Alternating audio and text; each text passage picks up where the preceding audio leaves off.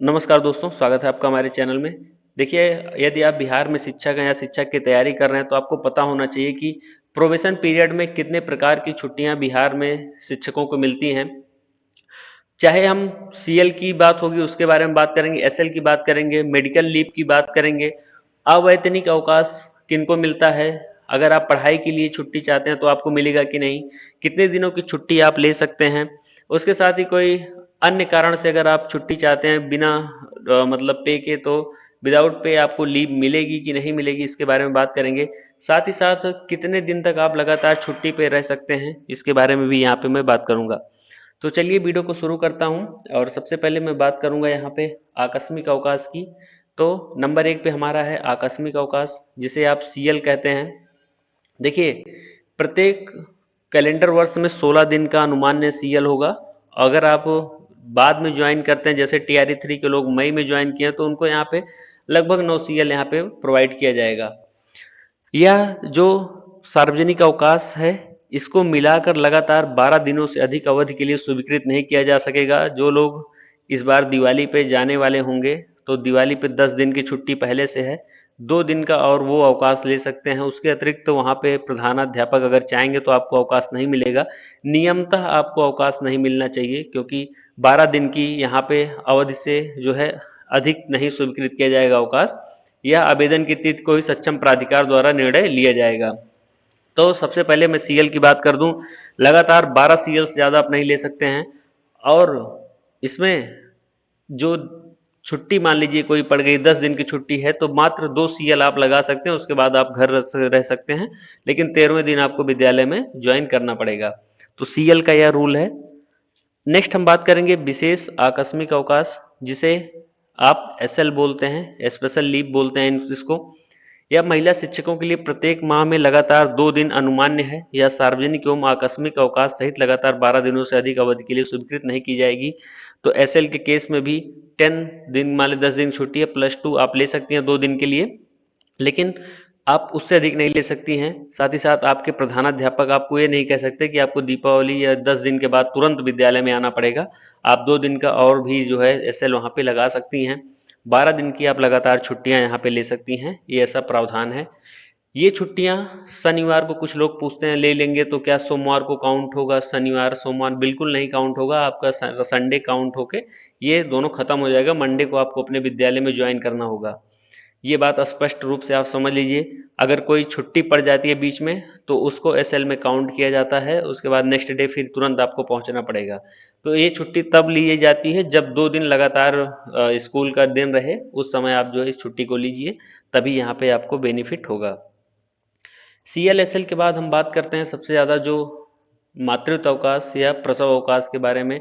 देखिए, मातृत्व अवकाश और प्रसव अवकाश, ये अवकाश प्रोबेशन पीरियड में दे है, प्रोबेशन पीरियड में भी इसको दिया जाएगा। इस पर किसी भी तरीके का प्रतिबंध नहीं है। लेकिन हालांकि ये 2 से कम जीवित संतान वाली महिला सरकारी सेवक को छुट्टी प्रारंभ की तिथि से 180 दिनों की अवधि के लिए मातृत्व प्रसव अवकाश दे होगा। तो यहाँ पे 180 दिन की आपको लीव मिलेगी, मतलब समझिए 6 मंथ के लिए यहाँ पे आप जो है विथ सैलरी आप जाएंगी। मतलब जो भी यहाँ पे बिल्कुल ये डाउट नहीं होना चाहिए, जितने भी प्रकार के भत्ता होगा, चाहे चाहे वो आपका एचआरए होगा, चाहे आपका कोई भी अलाउंस मान लीजिए मिलता हो या कुछ भी मिलता होगा, सभी चीज़ें आपको मिलेंगी, सभी चीज़ें ऐड होंगी। तो इस बात को आप बिल्कुल यहाँ पे मत डाउट में रखिएगा कि यहाँ पे आपका बिना वेतन के जाना पड़ेगा।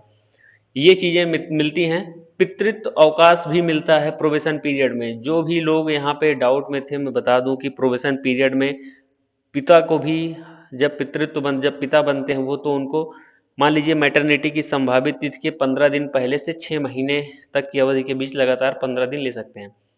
मान लीजिए किसी को जो है, किसी की पत्नी को आज अगर मान लीजिए बच्चा हुआ, तो वो कुछ दिन पहले से लेकर लगातार 15 दिन तक यहाँ पे लीव ले सकते हैं।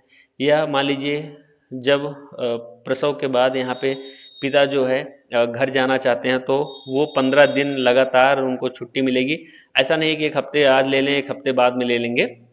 तो पितृत्व अवकाश की छुट्टी मिलती है और इस पे बिल्कुल डाउट मत रखिएगा। मातृत्व अवकाश, पितृत्व अवकाश दोनों पे यहाँ पे छुट्टियाँ मिलती हैं।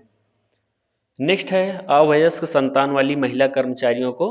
तो अवयस्क संतान मतलब जो जिनके छोटे बच्चे हैं, वयस्क नहीं हैं, मतलब 18 से कम साल के बच्चे हैं, वैसी जो महिला कर्मचारी हैं, उनकी संपूर्ण सेवा अवधि के दौरान केवल 2 संतान तक ही उनकी परीक्षा, बीमारी की दशा में पालन पोषण देखभाल के लिए 2 वर्ष का अवकाश दे है।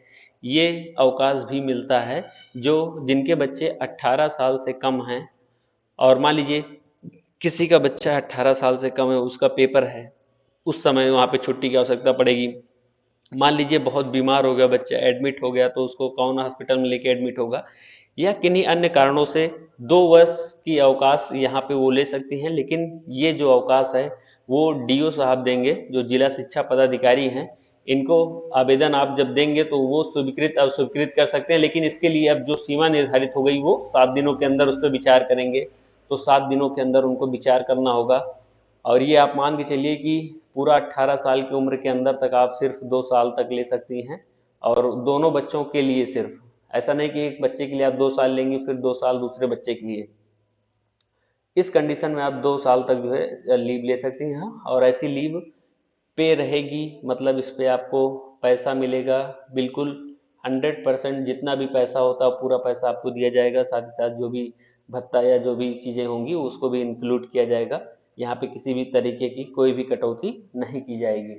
तो ये एक तरीके की लीव आपको प्रोबेशन पीरियड में मिलती है। हालांकि ये प्रोबेशन पीरियड के बाद ही काउंट होगा, क्योंकि अभी तो इतना जल्दी कुछ होने वाला नहीं है।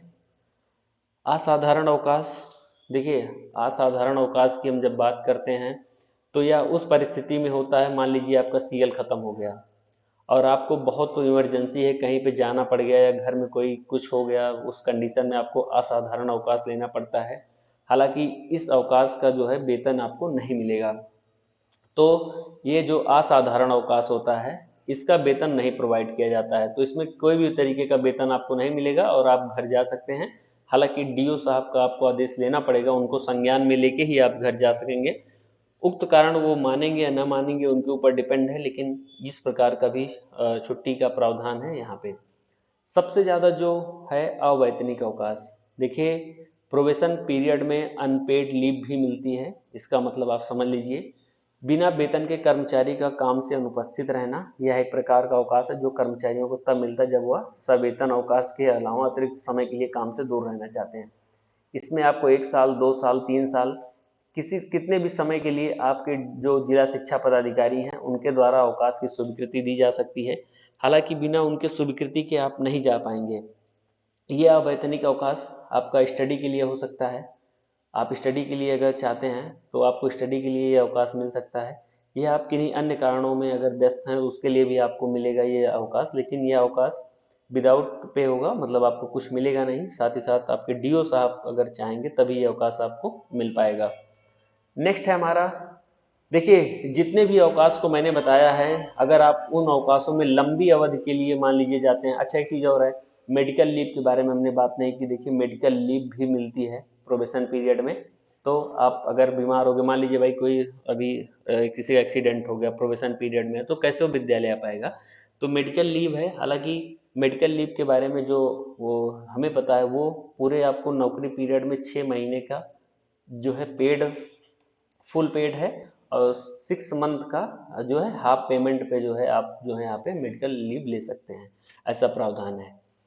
परिवीक्षा काल का बढ़ना, तो अगर मान लीजिए आपने लंबा अवकाश लिया है, साल 2 साल का, 3 साल का, तो जाहिर सी बात है कि आप परिवीक्षा काल आपका उस सही समय से रोक दिया जाएगा जिस समय आपने लंबी छुट्टी के लिए जाएंगे। ऐसा नहीं है कि आप छुट्टी पे चले गए तो आपका परिवीक्षा अवधि भी खत्म कर दिया जाएगा। ये सिर्फ जिला शिक्षा पदाधिकारी के हाथ में है, और कर्मचारी की परिवीक्षा अवधि जो आमतौर पर एक निश्चित समय के लिए होती है उसे निर्धारित इससे आगे बढ़ाया जाता है। जब आप लंबी छुट्टी के लिए जाएंगे तब आपको अगर परिवीक्षा अवधि में है तो आपको वहाँ पे परिवीक्षा अवधि आपकी बढ़ा दी जाएगी। तो इतने टाइप्स के जो है आपको अवकाश बिहार में शिक्षकों को मिलते हैं। आप इन अवकाश को ले सकते हैं, और किसी भी कंडीशन में जो अवकाश के देने के लिए जो उपयुक्त अधिकारी महोदय हैं उनकी स्वीकृति के बाद ही ये सारे अवकाश दिया जा सकता है। एक चीज़ और जान लीजिएगा, ये जो भी अवकाश है ये आपका अधिकार नहीं है, ये आपका अधिकार जो है ये नहीं है, ये किसी भी समय रद्द किया जा सकता है या किसी भी समय इसको जो है क्लोज किया जा सकता है, बंद किया जा सकता है, आपको पुनः बुलाया जा सकता है। तो ये किसी भी तरीके का अधिकार नहीं है कि आप इसको अधिकार में जो है, ये रूल में है, जो बिहार का जो गवर्नमेंट को लोगों का रूल बनाया गया है, उसमें इसको लिखा गया है कि ये अवकाश आपका कोई अधिकार नहीं है। एक निश्चित समय के लिए आपको मिल सकता है, लेकिन आप इसके लिए आधिकारिक रूप से जो है यहाँ पे नहीं मांग मांग कर सकते हैं। तो इस वीडियो में इतना है। वीडियो कैसी लगी आपको ज़रूर बताइएगा। चैनल पहली बार जुड़ा है तो सब्सक्राइब करिएगा और कमेंट सेक्शन में अपना प्यार जरूर दीजिएगा।